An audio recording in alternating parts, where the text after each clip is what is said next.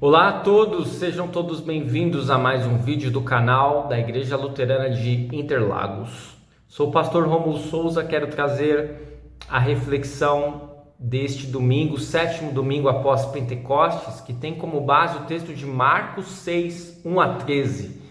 E eu recomendo que antes que você ouça essa reflexão, assista esse vídeo, vá até a sua Bíblia, leia o texto de Marcos 6, 1 a 13 e com certeza o proveito será muito maior. Feita a leitura, você pode então proceder daqui em diante com este vídeo.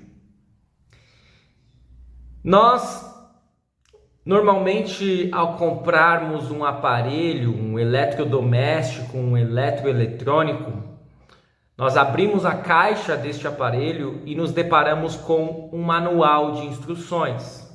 E este manual de instruções vai nos trazer recomendações muito importantes para podermos fazer um bom uso daquele aparelho que compramos, para aumentarmos a vida útil do aparelho, para não estragarmos ele, para não trazermos malefícios à nossa saúde. Mas sabemos que nem todas as pessoas leem um manual de instruções. Há pessoas que não leem. E eu diria a vocês, a maioria das pessoas não leem o manual de instruções. Segundo estimativas de uma pesquisa feita em 2007, cerca de 67% das pessoas não leem o manual de instruções ao comprarem um aparelho novo, antes de utilizarem ele. 7 entre 10 pessoas não leem o manual de instruções. Você lê? Talvez você seja parte da maioria que não lê. E aí eu pergunto a você, por que você não lê? Preguiça? Ou quem sabe porque aquelas letras são muito pequenas, você não consegue enxergar bem? Ou quem sabe você está tão ansioso em utilizar o seu aparelho que você dá de ombros e não vai ler aquelas 40, 50 páginas antes de começar a utilizar o produto que comprou. E aí, que diferença fará ler o aparelho, ler o manual de instruções daquele aparelho? Seguramente fará uma imensa diferença, não é mesmo? Jesus nos traz hoje, no texto de Marcos 6, um manual de instruções não para utilizarmos um aparelho, mas para sermos discípulos melhores, que irão realizar a missão que ele nos confiou. E nós observamos que este manual ele é imprescindível para que de fato possamos ser discípulos do agrado do Senhor. Quantas vezes, como cristãos e discípulos de Cristo, nós não ficamos em dúvida: como eu posso evangelizar? Quantas vezes desejamos que existisse um manual de instruções acerca deste assunto? Pois muito bem, hoje nós temos uma grande oportunidade de analisar este manual que está presente em Marcos 6, 1 a 13. No início do capítulo 6 de Marcos, acompanhamos o relato de Jesus regressando à sua terra, Nazaré. E ele procura uma sinagoga local para ensinar. E como Jesus não havia ensinado antes por lá, o fato causa uma grande estranheza entre o público e até um escândalo para os moradores locais, que se indagam: mas aquele não é Jesus, o carpinteiro? Desde quando ele virou um rabino que conhece as escrituras e pode ensiná-la? E diante do desdém e da rejeição dos conterrâneos de Jesus, a primeira importante instrução nos é dada: santo de casa não faz milagre. Você quer evangelizar, você quer ser discípulo de Cristo, dificilmente você conseguirá com as pessoas muito próximas a você. Por isso, muitas vezes um pastor não poderá retornar à sua congregação de origem, Por isso, muitas vezes, os seus familiares e amigos que o conheceram antes de você ser cristão não irão ouvir aquilo que você tem a dizer a respeito do Evangelho. Segunda instrução, que os discípulos não fossem sozinhos evangelizar, mas que saíssem de 2 em 2. Pois Jesus sabia que evangelizar não era uma tarefa tranquila, que por vezes os discípulos passariam dificuldades. E assim estar na companhia de um irmão seria muito importante. Como diz o ditado, se você quer ir mais rápido, vá sozinho. Se você quer ir mais distante, vá acompanhado. Terceira instrução, que os discípulos não levassem nada, exceto um bordão, um cajado. Que eles não levassem nem pão, nem sacola e nem dinheiro. E essa é uma instrução para lá de ousada e até temerária. Como que os discípulos que não obtinham renda poderiam se sustentar? Se eles não exerciam uma atividade remunerada, não levar comida, não levar bolsa para carregar possíveis doações, implicaria em sempre obter ajuda diária. E caso eles não fossem bem recebidos em uma cidade, implicaria em passarem fome, passarem frio, sede, calor. Por outro lado, seria uma garantia que eles poderiam contar com seguidores fiéis, que estariam interessados apenas em expandir o reino de Deus e não com os bens e as benesses deste mundo e desta vida. Quarta instrução, que os discípulos fossem calçados de sandálias e não levassem 2 túnicas, ou seja, eles precisariam ter um bom calçado porque eles andariam muitos quilômetros, mas eles não levariam mala, eles não levariam 2 túnicas, eles iriam com a roupa do corpo e assim evitariam uma bagagem pesada que atrasaria a viagem. E eles teriam que depender e confiar inteiramente em Deus para obter proteção diante das intempéries. Quinta instrução, Jesus recomendou que os discípulos ficassem hospedados em apenas uma casa por cidade. Isso traria alguns benefícios para a missão. Primeiro, uma base local que poderia se tornar a igreja. Segundo, que uma família local servisse de testemunho para aqueles que moravam naquela cidade a respeito daqueles discípulos que estavam sendo recebidos, pois normalmente os habitantes de uma cidade não dariam atenção para forasteiros.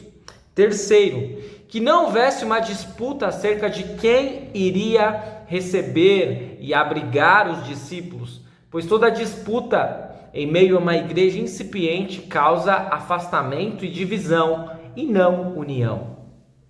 Sexta instrução, Jesus recomendou que seus discípulos pregassem a todos indistintamente, mas que diante da rejeição, que sacudissem o pó das suas roupas, demonstrando desaprovação. E esta era uma prática cultural da época. Ao entrar na Terra Santa ou no templo, os judeus costumavam sacudir o pó de suas sandálias, das suas roupas, demonstrando que aquele solo que eles pisavam era mais puro do que o solo que eles haviam pisado antes. E aqui os discípulos precisam tratar as cidades judaicas apóstatas, descrentes, como se fossem território gentil e, portanto, impuro. E vemos assim que o evangelho deve ser levado a todos, mas que diante da rejeição, a condenação não pode ser escondida, ela deve ser pregada.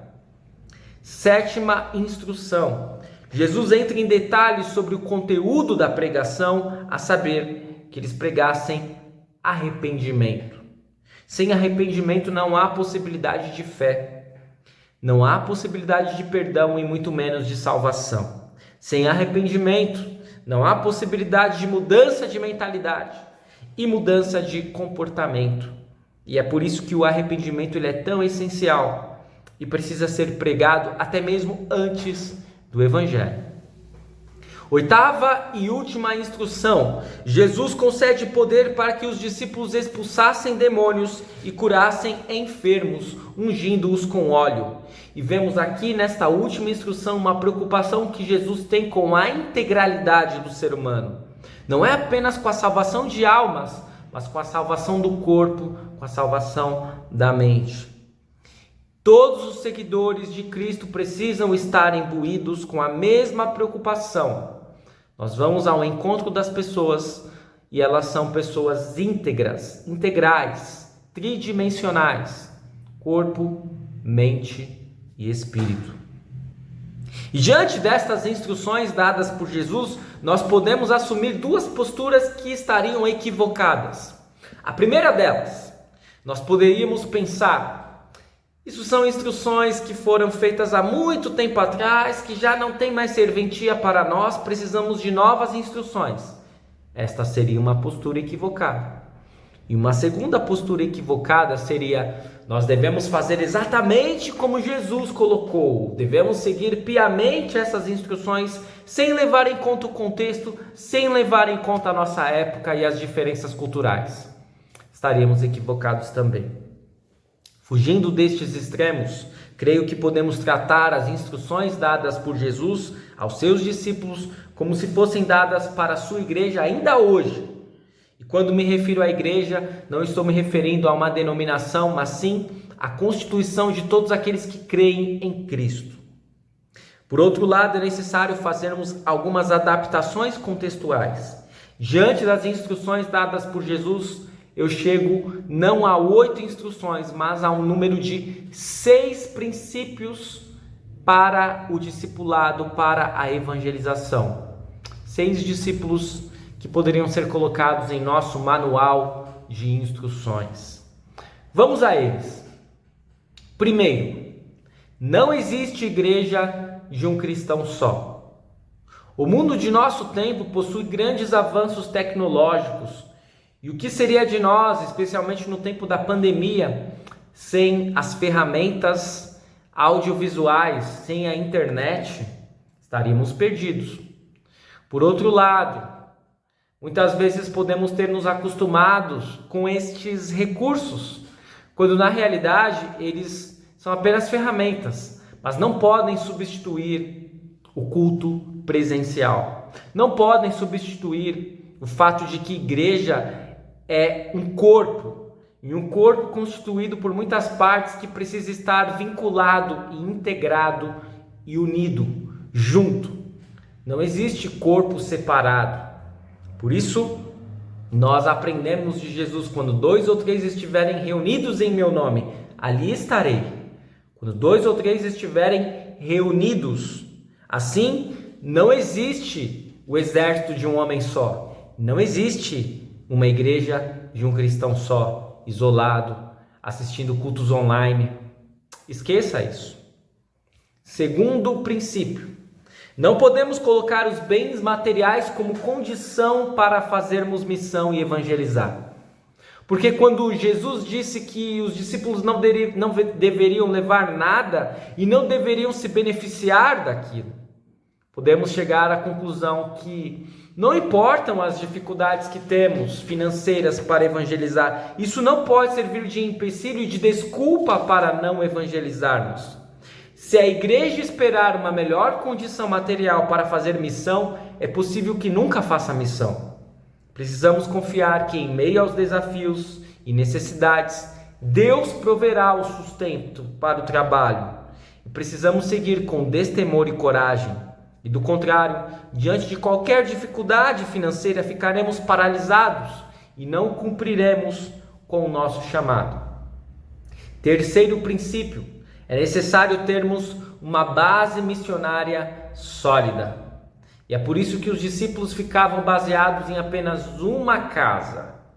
E muitas vezes essa base missionária será em uma cidade e irradiará para outras localidades próximas e até mesmo para outras cidades. Mas é necessário que esta base esteja muito sólida e muito firme.